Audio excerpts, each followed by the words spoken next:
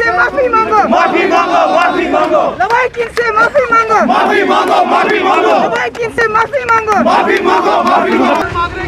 वापस करो, वापस करो, आमिर की लाश को वापस करो, वापस करो, आमिर की लाश को यही एनकाउंटर का जवाब दो, जवाब दो, जवाब दो। बंद करो, बंद करो।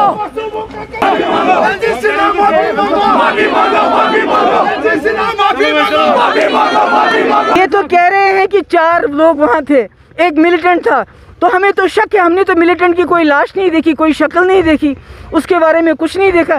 क्या वाकई वहाँ मिलिटेंट था या इन्होंने वहाँ 3 खामखा में 3 जो है हमारे सिविलियन बेगुनाह उनको मार दिया, क्योंकि मिलिटेंट का कोई पता नहीं है।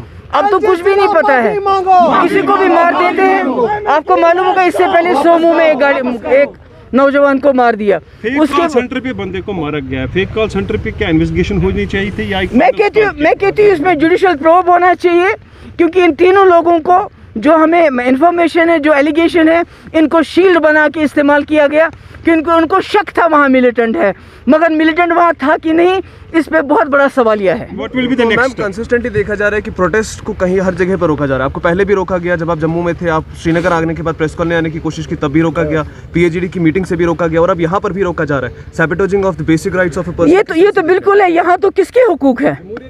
जमहूरियत इन्होंने तो 370 खत्म करके हिंदुस्तान की जो आईन है उसको तबाह बर्बाद कर दिया है। आईन के मुताबिक तो नहीं चलता है इस वक्त पूरा मुल्क या जम्मू कश्मीर।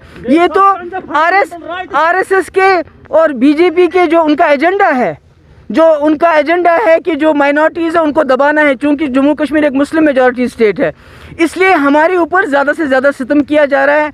हमें कोई आज़ादी नहीं है, बात करने की आज़ादी नहीं। आपने देखा जो जर्नलिस्ट है उनको किस तरह तंग किया जाता है, उनको किस तरह पुलिस स्टेशन पे बुलाया जाता है, उनको किस तरह धमकाया जाता है। जो फैमिली मेंबर्स प्रोटेस्ट कर रहे हैं, दूसरे दिन जो फैमिली मेंबर्स वहाँ प्रोटेस्ट कर रहे थे उनको रातों रात अरेस्ट किया गया। अब तो इनको तो शर्म आनी चाहिए।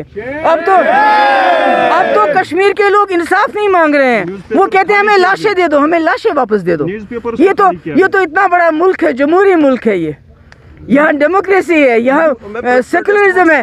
इसमें आप कभी कश्मीरी ने सोचा था आज से 70 साल पहले, जब उसने इस मुल्क से हाथ मिलाया, कि एक वक्त आएगा मैं अपनी लाशों के लिए हिंदुस्तान के सामने हाथ फैलाऊंगा?